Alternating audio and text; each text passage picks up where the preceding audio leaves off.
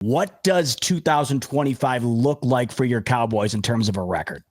Well, I get my quarterback back, but my best defensive players over there rolling around on the medical bench throughout the course of the games, walking around in Crocs. So I'm not sure. For me, I think the Dallas Cowboys will have an improved record, but will it be back to the 12-5 average that we were used to under Mike McCarthy? I do not think so. Right, so this has been Cowboys fans. I apologize. You exit from the chat and say, I don't like Lucky Chuck on the NFC East Roundtable because he's keeping it too real. I got the Cowboys at 10-7. I just feel like, honestly, Dak Prescott, CeeDee Lamb, George Pickens, Jake Ferguson is going to be fun to watch. We're going to put up a lot of points. But the Dallas Cowboys have a tough schedule, which we all do in the NFC East. And there's just been too much uncertainty, dark clouds, drama going around this team. It's going to be hard to focus on football. And I feel like for me personally, this is me speaking, right? The one thing that gave me confidence as a Cowboys fan or an analyst or content creator is I had a head coach who's won a Super Bowl before. I had a head coach who's been in the league for quite some time. He's been with Aaron Rodgers. He called some plays. He's been with John Gruden. Like, he's been around the league, Joe Montana, Brett Favre, you name it. I don't have that anymore with Brian Schottenheimer. And I'm hoping for the best when it comes to Brian Schottenheimer, but it's a massive question mark because we do not know. So I used to feel like Mike McCarthy was a better coach than Nick Sirianni.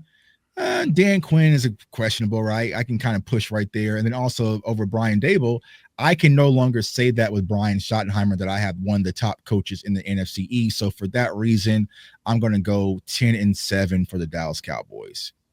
What the Giants look like this coming year, coming off of a really good preseason. They're over under, by the way, 5.5. I got a feeling, KB, you have the Giants doing better than the public thinks. I do. At this point, I do, because I really love how the roster is shaping up. Like, when we got not the schedule, when we got like all the opponents and who we're going to face this season, I was like, oh my God, we're going to be terrible. Because at that point, we were still figuring out what's going on with like our quarterback situation. We had literally no quarterback on the roster going into the draft and free agency, stuff like that. So, in free agency. So, I don't know. When it comes to the schedule, it's hard. It's hard because I really think this is a talented team. This is, like I said, when we were talking about the 53-man roster, I feel like this is the most talented team on paper since 2016. And the Giants went 11-5 that year and shocked me and shocked everybody going with that record, and it had a phenomenal defense that year. When it comes to this year, it's hard because of the schedule. And it's a really brutal one to start. You have Washington to start, and then you have the Cowboys, and then you have Kansas City in our home opener, like on a Monday night like that. How do you expect to get off your feet with that kind of schedule, with that kind of start? I don't know. But I really think the Giants are going to recover later on in the season. They'll start getting the ball rolling. I think they are going to struggle in the beginning. Those first couple of games, they're really tough.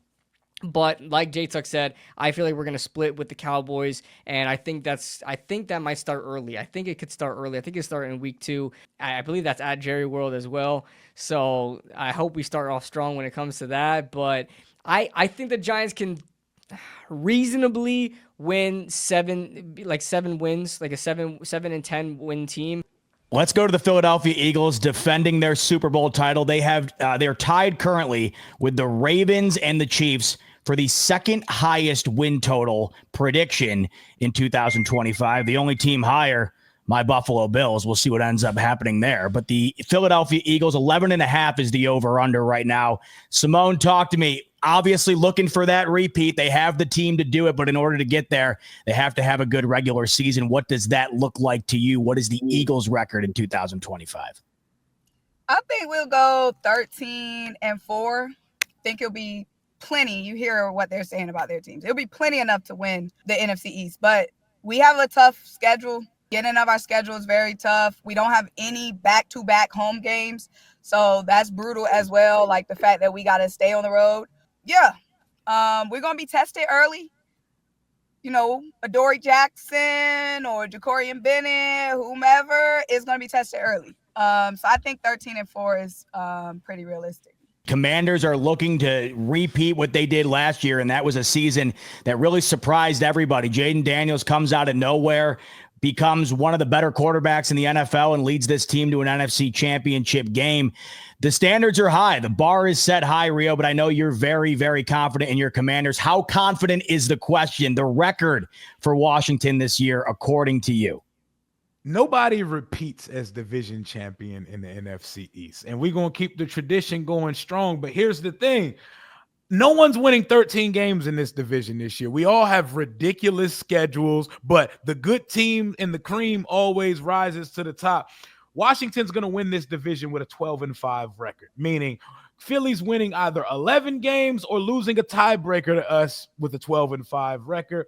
We will be sitting atop the NFC East for a good part of this season because we're going to get off to a fast start. We're going to win 5 of our first 6 games. Dallas is going to catch us early in week 7, but we got something for that ass on Christmas Day on Netflix in front of the whole world when Santa Claus comes to town.